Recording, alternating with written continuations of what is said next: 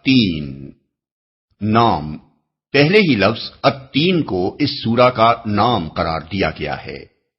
زمانہ نزول، قتادہ کہتے ہیں کہ یہ سورہ مدنی ہے۔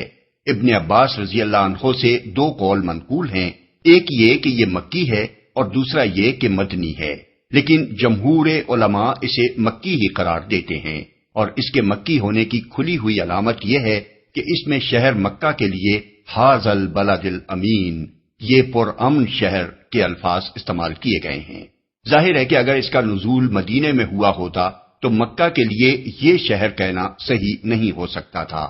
علاوہ بری سورت کے مضمون پر غور کرنے سے محسوس ہوتا ہے کہ یہ مکہ معظمہ کے بھی ابتدائی دور کی نازل شدہ سورتوں میں سے ہے، کیونکہ اس میں کوئی نشان اس امر کا نہیں پایا جاتا کہ اس کے نزول کے وقت کفر و اسلام کی کشمکش برپا ہو چکی تھی، اور اس کے اندر مکی دور کی ابتدائی سورتوں کا وہی انداز بیان پایا جاتا ہے جس میں نہایت مختصر اور دلنشین طریقے سے لوگوں کو سمجھایا گیا ہے کہ آخرت کی جزا و سزا ضروری اور سراسر معقول ہے۔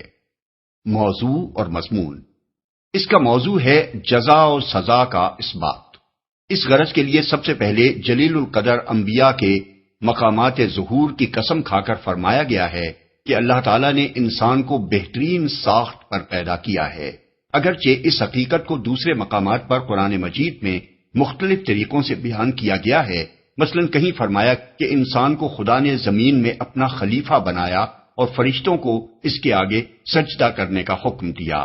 البقرہ 30-34، الانعام 165، الاعراف 11، الحجر 28 اور 29، النمل 62، سواد 71-73۔ کہیں فرمایا کہ انسان اس امانت الہی کا حامل ہوا ہے جسے اٹھانے کی طاقت زمین و آسمان اور پہاڑوں میں بھی نہ تھی۔ الاحزاب 72۔ کہیں فرمایا کہ ہم نے بنی آدم کو عزت بخشی اور اپنی بہت سی مخلوقات پر فضیلت عطا کی۔ بنی اسرائیل 70۔ لیکن یہاں خاص طور پر انبیاء کے مقامات ظہور کی قسم کھا کر یہ فرمانا کہ انسان کو بہترین ساخت پر پیدا کیا گیا ہے، یہ معنی رکھتا ہے کہ نوع انسانی کو اتنی بہتر ساخت عطا کی گئی کہ اس کے اندر نبوت جیسے بلند ترین منصب کے حامل لوگ پیدا ہوئے، جس سے اونچا منصب خدا کی کسی دوسری مخلوق کو نصیب نہیں ہوا۔ اس کے بعد یہ بتایا گیا ہے کہ انسانوں میں دو قسمیں پائی جاتی ہیں، ایک وہ جو اس بہترین ساخت پر پیدا ہونے کے بعد برائی کی طرف مائل ہوتے ہیں اور اخلاقی پستی میں گرتے گرتے اس انتہا کو پہنچ جاتے ہیں جہاں ان سے زیادہ نیچ کوئی دوسری مخلوق نہیں ہوتی۔ دوسرے وہ جو ایمان و عمل صالح کا راستہ اختیار کر کے اس گراوٹ سے بچ جاتے ہیں اور اس مقام بلند پر قائم رہتے ہیں جو ان کے بہترین ساخت پر پیدا ہونے کا لازمی تقاضا ہے۔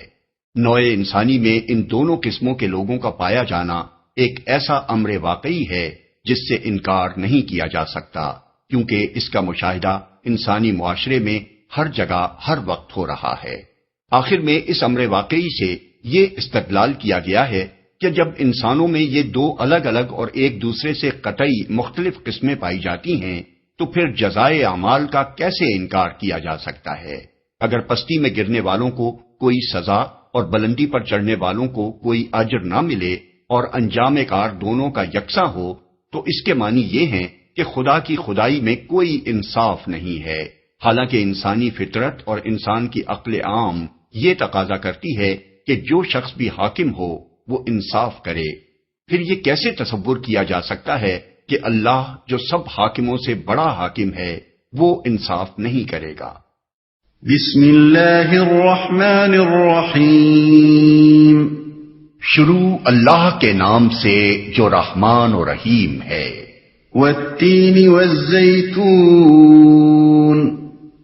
وطور سینین وهذا البلد الأمين لقد خلقنا الإنسان في أحسن تقويم۔ قسم ہے انجیر اور زیتون کی اور طور سینا اور اس پرامن شہر مکہ کی، ہم نے انسان کو بہترین ساخت پر پیدا کیا۔ انجیر اور زیتون کی اس کی تفسیر میں مفسرین کے درمیان بہت اختلاف ہوا ہے۔ حسن بصری، اکرمہ، عطا بن ابی رباح، جابر بن زید، مجاہد اور ابراہیم نخعی رحمہم اللہ کہتے ہیں کہ انجیر سے مراد یہی انجیر ہے جسے لوگ کھاتے ہیں، اور زیتون بھی یہی زیتون ہے جس سے تیل نکالا جاتا ہے۔ ابن ابی حاتم اور حاکم نے ایک قول حضرت عبداللہ بن عباس سے بھی اس کی تائید میں نقل کیا ہے، اور جن مفسرین نے اس تفسیر کو قبول کیا ہے انہوں نے انجیر اور زیتون کے خواص اور فوائد بیان کر کے یہ رائے ظاہر کی ہے کہ اللہ تعالیٰ نے انہی خوبیوں کی وجہ سے ان دونوں پھلوں کی قسم کھائی ہے۔ اس میں شک نہیں کہ ایک عام عربی داں تین اور زیتون کے الفاظ سن کر وہی معنی لے گا جو عربی زبان میں معروف ہیں، لیکن دو وجوہ ایسے ہیں جو یہ معنی لینے میں مانے ہیں۔ ایک یہ کہ آگے طور سینا اور شہر مکہ کی قسم کھائی گئی ہے، اور دو پھلوں کے ساتھ دو مقامات کی قسم کھانے میں کوئی مناسبت نظر نہیں آتی۔ دوسرے، ان چار چیزوں کی قسم کھا کر آگے جو مضمون بیان کیا گیا ہے اس پر طور سینا اور شہر مکہ تو دلالت کرتے ہیں، لیکن یہ دو پھل اس پر دلالت نہیں کرتے۔ اللہ تعالیٰ نے قرآن مجید میں جہاں بھی کسی چیز کی قسم کھائی ہے اس کی عظمت یا اس کے منافع کی بنا پر نہیں کھائی، بلکہ ہر قسم اس مضمون پر دلالت کرتی ہے جو قسم کھانے کے بعد بیان کیا گیا ہے۔ اس لیے ان دونوں پھلوں کے خواص کو وجہ قسم قرار نہیں دیا جا سکتا۔ بعض دوسرے مفسرین نے تین اور زیتون سے مراد بعض مقامات لیے ہیں۔ کعب احبار، قتادہ اور ابن زید کہتے ہیں کہ تین سے مراد دمشق ہے اور زیتون سے مراد بیت المقدس۔ ابن عباس کا ایک قول ابن جریر، ابن ابی حاتم اور ابن مردویہ نے یہ نقل کیا ہے کہ تین سے مراد حضرت نوح کی وہ مسجد ہے جو انہوں نے جودی پہاڑ پر بنائی تھی، اور زیتون سے مراد بیت المقدس ہے، لیکن والتین والزیتون کے الفاظ سن کر یہ معنی ایک عام عرب کے ذہن میں نہیں آ سکتے تھے، اور نہ یہ بات قرآن کے مخاطب اہل عرب میں معروف تھی کہ تین اور زیتون ان مقامات کے نام ہیں۔ البتہ یہ طریقہ اہل عرب میں رائج تھا کہ جو پھل کسی علاقے میں کثرت سے پیدا ہوتا ہو اس علاقے کو وہ بسا اوقات اس پھل کے نام سے موسوم کر دیتے تھے۔ اس محاورے کے لحاظ سے تین اور زیتون کے الفاظ کا مطلب منابت تین و زیتون یعنی ان پھلوں کی پیداوار کا علاقہ ہو سکتا ہے، اور وہ شام و فلسطین کا علاقہ ہے، کیونکہ اس زمانے کے اہل عرب میں یہی علاقہ انجیر اور زیتون کی پیداوار کے لیے مشہور تھا۔ ابن تیمیہ، ابن القیم، زمخشری، آلوسی رحمہم اللہ نے اسی تفسیر کو اختیار کیا ہے، اور ابن جریر نے بھی اگرچہ پہلے قول کو ترجیح دی ہے مگر اس کے ساتھ یہ بات تسلیم کی ہے کہ تین و زیتون سے مراد ان پھلوں کی پیداوار کا علاقہ بھی ہو سکتا ہے۔ حافظ ابن کثیر نے بھی اس تفسیر کو قابل لحاظ سمجھا ہے۔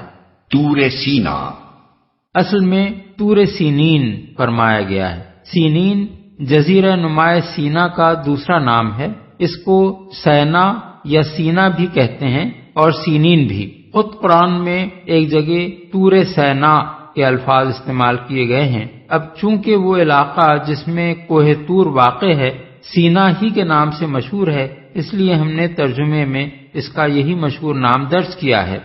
بہترین ساخت پر پیدا کیا، یہ ہے وہ بات جس پر انجیر و زیتون کے علاقے یعنی شام و فلسطین اور کوہ طور اور مکہ کے پرامن شہر کی قسم کھائی گئی ہے۔ انسان کے بہترین ساخت پر پیدا کیے جانے کا مطلب یہ ہے کہ اس کو وہ اعلیٰ درجے کا جسم عطا کیا گیا ہے جو کسی دوسری جاندار مخلوق کو نہیں دیا گیا، اور اسے فکر و فہم اور علم و عقل کی وہ بلند پایہ قابلیتیں بخشی گئی ہیں جو کسی دوسری مخلوق کو نہیں بخشی گئیں۔ پھر چونکہ نوع انسانی کے اس فضل و کمال کا سب سے زیادہ بلند نمونہ انبیاء علیہم السلام ہیں، اور کسی مخلوق کے لیے اس سے اونچا کوئی مرتبہ نہیں ہو سکتا کہ اللہ تعالیٰ اسے منصب نبوت عطا کرنے کے لیے منتخب فرمائے، اس لیے انسان کے احسن تقویم پر ہونے کی شہادت میں ان مقامات کی قسم کھائی گئی ہے جو خدا کے پیغمبروں سے نسبت رکھتے ہیں۔ شام و فلسطین کا علاقہ وہ علاقہ ہے جہاں حضرت ابراہیم علیہ السلام سے لے کر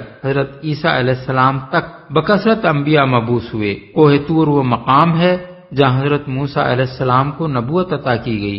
رہا مکہ معظمہ تو اس کی بنا ہی حضرت ابراہیم اور حضرت اسماعیل کے ہاتھوں پڑی، انہی کی بدولت وہ عرب کا مقدس ترین مرکزی شہر بنا۔ حضرت ابراہیم ہی نے یہ دعا مانگی تھی کہ کہ رب اجعل ھذا بلدن آمنا، یعنی اے میرے رب اس کو ایک پرامن شہر بنا، سورہ البقرہ آیت 126۔ اور اسی دعا کی یہ برکت تھی کہ عرب میں ہر طرف پھیلی ہوئی بد امنی کے درمیان صرف یہی ایک شہر 2500 سال سے امن کا گہوارہ بنا ہوا تھا۔ بس کلام کا مقصود یہ ہے کہ ہم نے نوع انسانی کو ایسی بہترین ساخت پر بنایا کہ اس میں نبوت جیسے عظیم مرتبے کے حامل انسان پیدا ہوئے۔ ثم رددناه أسفل سافلين إلا الذين آمنوا وعملوا الصالحات فلهم أجر غير ممنون۔ پھر اسے الٹا پھیر کر ہم نے سب نیچوں سے نیچ کر دیا سوائے ان لوگوں کے جو ایمان لائے اور نیک عمل کرتے رہے کہ ان کے لیے کبھی ختم نہ ہونے والا اجر ہے۔ سب نیچوں سے نیچ کر دیا۔ مفسرین نے بالعموم اس کے دو معنی بیان کیے ہیں، ایک یہ کہ ہم نے اسے ارذل العمر یعنی بڑھاپے کی ایسی حالت کی طرف پھیر دیا جس میں وہ کچھ سوچنے سمجھنے اور کام کرنے کے قابل نہ رہا، دوسرے یہ کہ ہم نے اسے جہنم کے سب سے نیچے درجے کی طرف پھیر دیا۔ لیکن یہ دونوں معنی اس مقصود کلام کے لیے دلیل نہیں بن سکتے جسے ثابت کرنے کے لیے یہ سورت نازل ہوئی ہے۔ سورت کا مقصود جزا و سزا کے برحق ہونے پر استدلال کرنا ہے۔ اس پر نہ یہ بات دلالت کرتی ہے کہ انسانوں میں سے بعض لوگ بڑھاپے کی انتہائی کمزور حالت کو پہنچا دیے جاتے ہیں، اور نہ یہی بات دلالت کرتی ہے کہ انسانوں کا ایک گروہ جہنم میں ڈالا جائے گا۔ پہلی بات اس لیے جزا و سزا کی دلیل نہیں بن سکتی کہ بڑھاپے کی حالت اچھے اور برے دونوں قسم کے لوگوں پر طاری ہوتی ہے، اور کسی کا اس حالت کو پہنچنا کوئی سزا نہیں ہے جو اسے اس کے اعمال پر دی جاتی ہو۔ رہی دوسری بات تو وہ آخرت میں پیش آنے والا معاملہ ہے، اسے ان لوگوں کے سامنے دلیل کے طور پر کیسے پیش کیا جا سکتا ہے جنہیں آخرت کی جزا و سزا کا قائل کرنے کے لیے یہ سارا استدلال کیا جا رہا ہے۔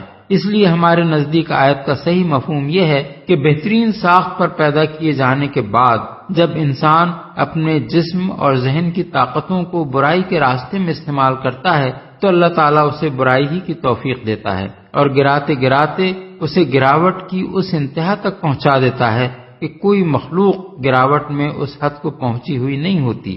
یہ ایک ایسی حقیقت ہے جو انسانی معاشرے کے اندر بکثرت مشاہدے میں آتی ہے۔ حرص، طمع، خود غرضی، شہوت پرستی، نشہ بازی، کمینہ پن، غیظ و غضب اور ایسی دوسری خصلتوں میں جو لوگ غرق ہو جاتے ہیں وہ اخلاقی حیثیت سے فی الواقع سب نیچوں سے نیچ ہو کر رہ جاتے ہیں۔ مثال کے طور پر صرف اسی ایک بات کو لے لیجئے کہ ایک قوم جب دوسری قوم کی دشمنی میں اندھی ہو جاتی ہے تو کس طرح درندگی میں تمام درندوں کو مات کر دیتی ہے۔ درندہ تو صرف اپنی غذا کے لیے کسی جانور کا شکار کرتا ہے، جانوروں کا قتل عام نہیں کرتا، مگر انسان خود اپنے ہی ہم جنس انسانوں کا قتل عام کرتا ہے۔ درندہ صرف اپنے پنجوں اور دانتوں سے کام لیتا ہے، مگر یہ احسن تقویم پر پیدا ہونے والا انسان اپنی عقل سے کام لے کر توپ، بندوق، ٹینک، ہوائی جہاز، ایٹم بم، ہائیڈروجن بم اور دوسرے بے شمار ہتھیار ایجاد کرتا ہے تاکہ آن کی آن میں پوری بستیوں کو تباہ کر کے رکھ دے۔ درندہ صرف زخمی یا ہلاک کرتا ہے، مگر انسان اپنے ہی جیسے انسانوں کو اذیت دینے کے ایسے دردناک طریقے اختراع کرتا ہے جن کا تصور بھی کبھی کسی درندے کے دماغ میں نہیں آ سکتا۔ پھر یہ اپنی دشمنی اور انتقام کی آگ ٹھنڈی کرنے کے لیے کمینہ پن کی اس انتہا کو پہنچتا ہے کہ عورتوں کے ننگے جلوس نکالتا ہے۔ ایک عورت کو 10 20 آدمی اپنی ہوس کا نشانہ بناتے ہیں، باپوں اور بھائیوں اور شوہروں کے سامنے ان کے گھر کی عورتوں کی عصمت لوٹتے ہیں، بچوں کو ان کے ماں باپ کے سامنے قتل کرتے ہیں، ماؤں کو اپنے بچوں کا خون پینے پر مجبور کرتے ہیں، انسانوں کو زندہ جلاتے اور زندہ دفن کرتے ہیں۔ دنیا میں وحشی سے وحشی جانوروں کی بھی کوئی قسم ایسی نہیں ہے جو انسان کی اس وحشت کا کسی درجے میں بھی مقابلہ کر سکتی ہو۔ یہی حال دوسری بری صفات کا بھی ہے کہ ان میں سے جس کی طرف بھی انسان رخ کرتا ہے اپنے آپ کو ارذل المخلوقات ثابت کر دیتا ہے، حتیٰ کہ مذہب جو انسان کے لیے مقدس ترین شے ہے اس کو بھی وہ اتنا گرا دیتا ہے کہ درختوں اور جانوروں اور پتھروں کو پوجتے پوجتے پستی کی انتہا کو پہنچ کر مرد و عورت کے اعضاء جنسی تک کو پوچھ ڈالتا ہے اور دیوتاؤں کی خوشنودی کے لیے عبادت گاہوں میں دیوداسیاں رکھتا ہے جن سے زنا کا ارتکاب کار ثواب سمجھ کر کیا جاتا ہے۔ جن ہستیوں کو وہ دیوتا اور معبود کا درجہ دیتا ہے ان کی طرف اس کی دیومالا میں ایسے ایسے گندے قصے منسوب ہوتے ہیں جو ذلیل ترین انسان کے لیے بھی باعث شرم ہیں۔ اجر ہے۔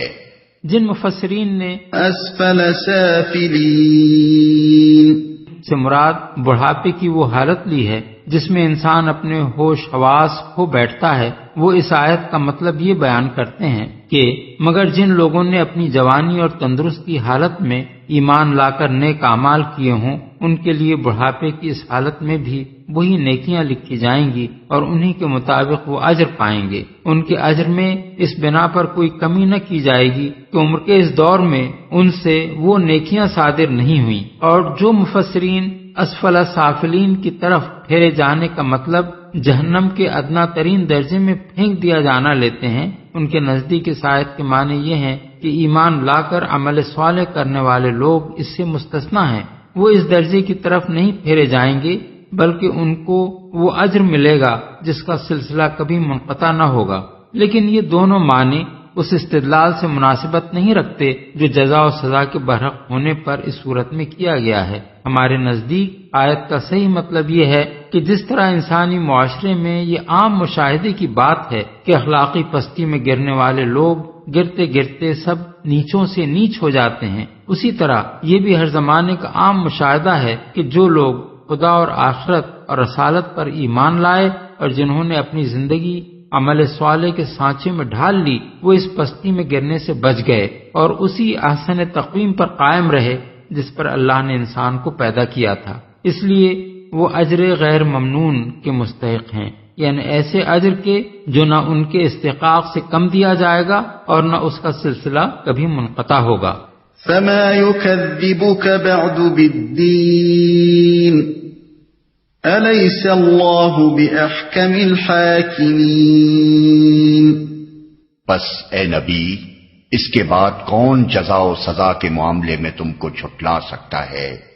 کیا اللہ سب حاکموں سے بڑا حاکم نہیں ہے؟ کون جزا و سزا کے معاملے میں تم کو جھٹلا سکتا ہے؟ دوسرا ترجمہ اس آیت کا یہ بھی ہو سکتا ہے کہ پس اے انسان، اس کے بعد کیا چیز تجھے جزا و سزا کو جھٹلانے پر آمادہ کرتی ہے؟ دونوں صورتوں میں مدعا ایک ہی رہتا ہے، یعنی جب یہ بات علانیہ انسانی معاشرے میں نظر آتی ہے کہ بہترین ساخت پر پیدا کی ہوئی نوع انسانی میں سے ایک گروہ اخلاقی پستی میں گرتے گرتے سب نیچوں سے نیچ ہو جاتا ہے اور دوسرا گروہ ایمان و عمل صالح اختیار کر کے اس گراوٹ سے بچا رہتا ہے اور اسی حالت پر قائم رہتا ہے جو بہترین ساخت پر انسان کے پیدا کیے جانے سے مطلوب تھی، تو اس کے بعد جزا و سزا کو کیسے جھٹلایا جا سکتا ہے؟ کیا عقل یہ کہتی ہے کہ دونوں قسم کے انسانوں کا انجام یکساں ہو؟ کیا انصاف یہی چاہتا ہے کہ نہ اسفل السافلین میں گرنے والوں کو کوئی سزا دی جائے اور نہ اس سے بچ کر پاکیزہ زندگی اختیار کرنے والوں کو کوئی جزا؟ یہی بات دوسرے مقامات پر قرآن میں اس طرح فرمائی گئی ہے کہ افنجعل المسلمین کالمجرمین ما لکم کیف تحکمون، یعنی کیا ہم فرما برداروں کو مجرموں کی طرح کر دیں؟ تمہیں کیا ہو گیا ہے؟ تم کیسے حکم لگاتے ہو؟ سورہ القلم آیات 35 اور 36۔ ام حسب الذین اجترحوا السیئات ان نجعلہم کالذین آمنوا وعملوا الصالحات سواء محیاہم ومماتہم ساء ما یحکمون، یعنی کیا برائیوں کا ارتکاب کرنے والوں نے یہ سمجھ رکھا ہے کہ ہم انہیں ان لوگوں کی طرح کر دیں گے جو ایمان لائے اور جنہوں نے نیک عمل کیے، دونوں کی زندگی اور موت یکساں ہو؟ بہت برے حکم ہیں جو یہ لوگ لگاتے ہیں۔ سورہ الجاثیہ آیت 21۔ کیا اللہ سب حاکموں سے بڑا حاکم نہیں ہے؟ یعنی جب دنیا کے چھوٹے چھوٹے حاکموں سے بھی تم یہ چاہتے ہو اور یہی توقع رکھتے ہو کہ وہ انصاف کریں، مجرموں کو سزا دیں اور اچھے کام کرنے والوں کو صلہ و انعام دیں، تو خدا کے متعلق تمہارا کیا خیال ہے؟ کیا وہ سب حاکموں سے بڑا حاکم نہیں ہے؟ اگر تم اس کو سب سے بڑا حاکم مانتے ہو تو کیا اس کے بارے میں تمہارا یہ خیال ہے کہ وہ کوئی انصاف نہ کرے گا؟ کیا اس سے تم یہ توقع رکھتے ہو کہ وہ برے اور بھلے کو ایک جیسا کر دے گا؟ کیا اس کی دنیا میں بدترین افعال کرنے والے اور بہترین کام کرنے والے دونوں مر کر خاک ہو جائیں گے؟ اور کسی کو نہ بدعمالیوں کی سزا ملے گی نہ حسن عمل کی جزا۔ امام احمد، ترمذی، ابو داؤد، ابن المنذر، بہقی، حاکم اور ابن مردوہ نے حضرت ابو ہریرہ سے یہ روایت نقل کی ہے کہ رسول اللہ صلی اللہ علیہ وسلم نے فرمایا، جب تم میں سے کوئی سورہ والتین والزیتون پڑھے اور الیس اللہ باحکم الحاکمین پر پہنچے تو کہے بلا وانا علی ذلک من الشاہدین، یعنی ہاں اور میں اس پر شہادت دینے والوں میں سے ہوں۔ بعض روایات میں آیا ہے حضور جب یہ آیت پڑھتے تو فرماتے سبحان